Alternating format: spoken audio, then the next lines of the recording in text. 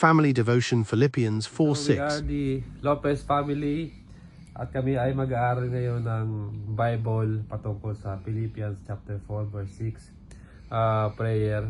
Ito yung tinatawag po nila na family altar or family devotion.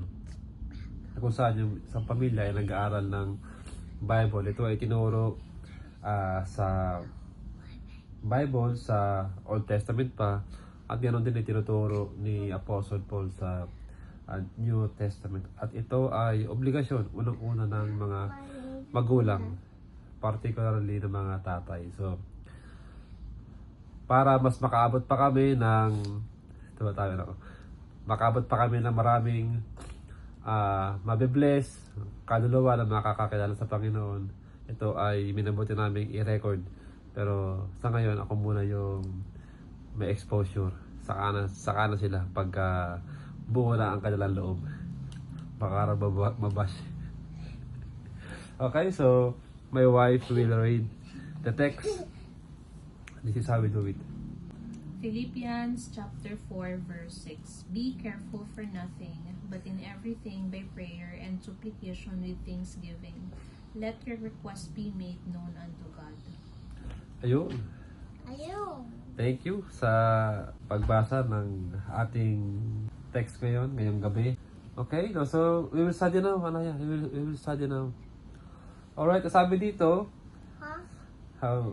sabi dito ni Apostle Paul na huwag kayong mabahala na do not be anxious. Huwag kayong mabahala sa anumang bagay.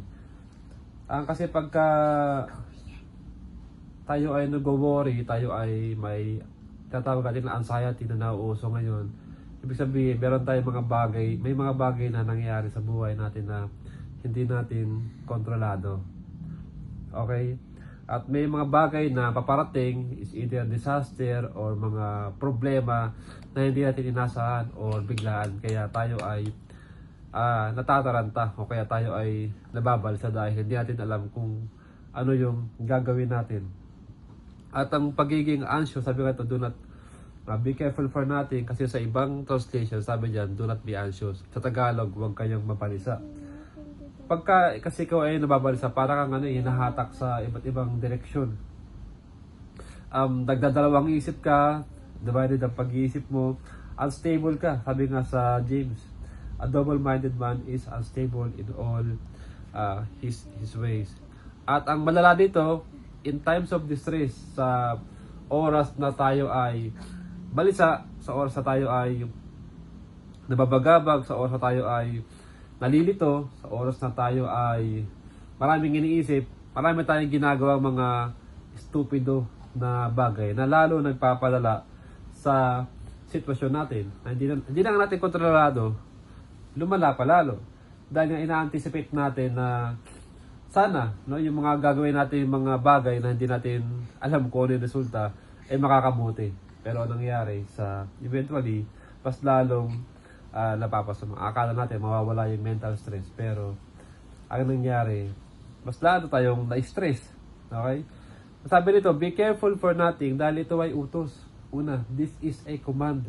Be careful for nothing. In times of need, in times of desperation, and in times of uncertainty, Paul is saying, do not worry. Anaya, okay? Do not worry. Yeah. I'm still talking, I'm still teaching. Yeah, it's as if I'm talking to millions of people. Yeah. Yeah, do not poop. Okay. And it is the same with Jesus telling his disciple na be still nung sila ay nasa bangka na in the midst of raging waves, yung may bagyo, di ba? Ang mga disciple natataranta ang Panginoon, natutulog lang, relax lang. So ganon ang natataranta. Kaya sabi ni Paul dito, this is a command that do not worry. Why? Andito yung sagot. Sabi, be careful for nothing, but in everything by prayer and supplication. Ibig sabihin, ito yung sagot para sa ating mga anxiety, depression, PTSD. Okay? Ito yung sagot sa ating mental stress. Ano? Sabi ni Apostle Paul, prayer. Panalangin.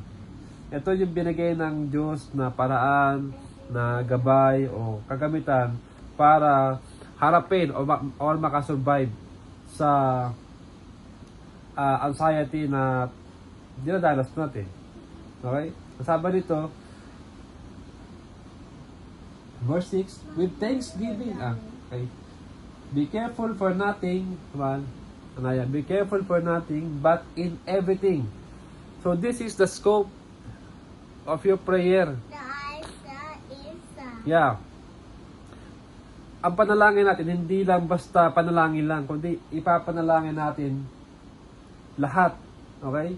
Lahat ng aspeto ng buhay natin dapat nating idulog sa Diyos. Pangalawa, nasabi dito, with thanksgiving. Ito yung kanina sa prayer natin.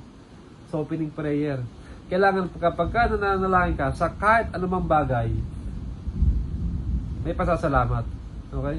Dahil in light of our sin, kung ang pag-uusapan lang ay ang ating kasalanan, hindi natin deserve kahit ang mabuhay. Dahil sa ating kasalanan, all of us deserve to die. But because God is gracious, God is merciful, and God is a good God, He imparted us grace through Jesus Christ and also all these spiritual and even material blessings. So we should be grateful for everything that is happening, even in times of uncertainty or in times of trouble. So sabi nito again, but in everything by prayer and supplication with thanksgiving, let your request. So kung ano man yung ating mga hinihingi, what do you want from God? Mahal, what do you want from God? What do you need from God? Okay, sabi dito, be made known to God. So kung tayo ay hihingi, kung tayo ay makikiusap, sabihin natin sa Diyos. Hindi sa ating mga sarili. Kung meron tayong mga kung meron tayong mga hinaing sa buhay, di ba? Idulog natin sa panalangin. Hindi sa chismis, sa kaibigan, di ba? Sa kamarite, sa Facebook, o sa sarili natin, o sa kung ano man, o kikimkimin mo hanggang sa sumabog ka na lang. No. Ang sabi ni Apostle Paul dito, kung ano man ang kinakabagabag mo, dali mo yun sa Diyos sa may pasasalamat, at kung ano man ang iyong gustong hingin, ipaalam mo yan sa Diyos. So, dapat ganun po tayo manalangin o lumapit sa Diyos. To pray for everything with gratitude and confidence is an indication of humility and surrender. Kaya tayo lumalapit sa Diyos. Kaya tayo humihingi ng anumang bagay sa Diyos. Dahil unang-una, kinikilala natin na tayo ay tao lang at ang Diyos ay Diyos. At pangalawa, kinikilala din natin na ang Diyos ang may control sa lahat ng bagay. Okay? So, this is a matter of the heart. You cannot pray without first checking and evaluating yourself. Kaya sabi nga ni Apostle Paul dito, do not be anxious. Pray for everything by prayer and supplication with thanksgiving. Ibig sabihin, first, when you are talking to God, when you are praying to God, check your heart.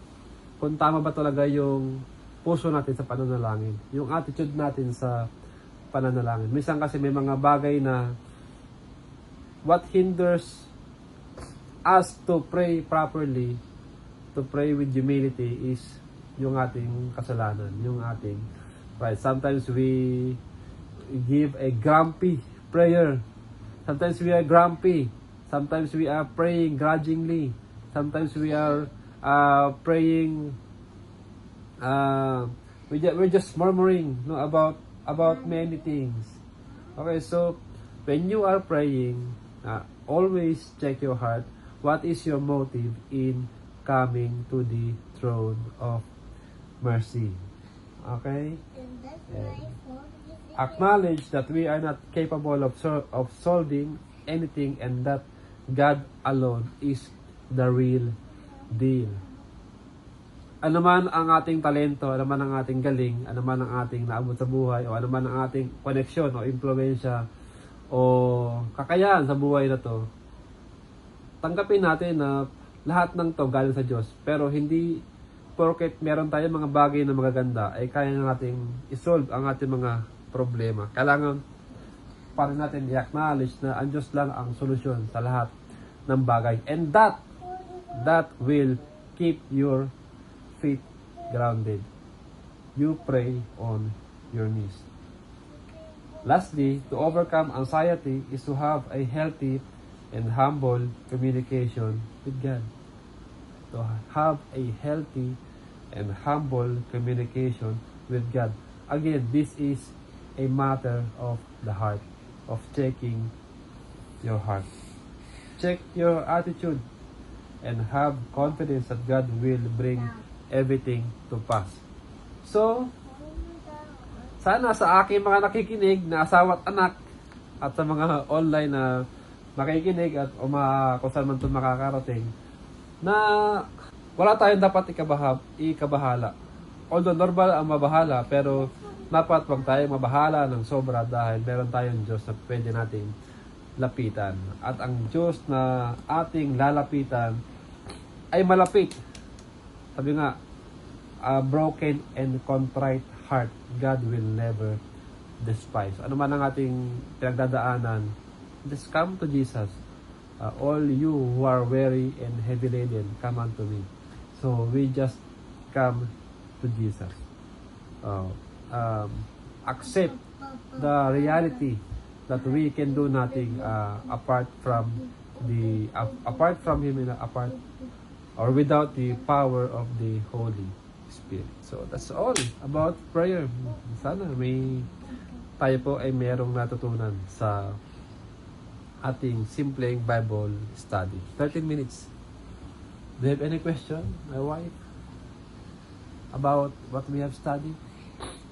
Ako wala naman, pero more of reflection lang sa Philippians chapter 4 verse 6. No, ayun, kagaya nga sabi mo, lahat ng worries natin, napapastress natin, ipagdasal natin, ipanalangin natin na mayroong pasasalamat sa Diyos na kahit na mahirap yung pinagdadaanan natin, andun pa rin dapat yung pagpapasalamat sa Diyos. Lahat naman ng naaayon sa gusto ng Panginoon ay makakabuti sa atin. Hindi man pumapabor sa atin palagi, pero maaaring hindi mo gusto, pero pero yun yung makakabuti. And ipag-pray lang talaga at magtiwala sa mga kanan niya para sa atin. Yeah. Galing asawa ko. Galing sila sa nagsirang tulong sa'yo. Well, anyway, I think that is enough for tonight. And it's raining. This is the start of our online ministry. And as I declared to the church that I am entering into pastoral ministry, so this is one of my personal training in studying and teaching God's Word. So we will start sa ating ang tawag ng balkonahan sa ating territory. And if you want to know more about the Bible, if you want to study the Bible with us, if you have questions or anything, so just come and join us, or we will come and join you, or let us come together. Right, that's right. We will post this online. Hope to God that this would materialize. Prosper, right? That this would be used to reach more souls to Christ. Okay? Come to Jesus. He is mighty to save. Let's pray now. Let's pray. Closing prayer. Let's pray now before we go to sleep. Yeah, like this. Okay, Daddy will pray.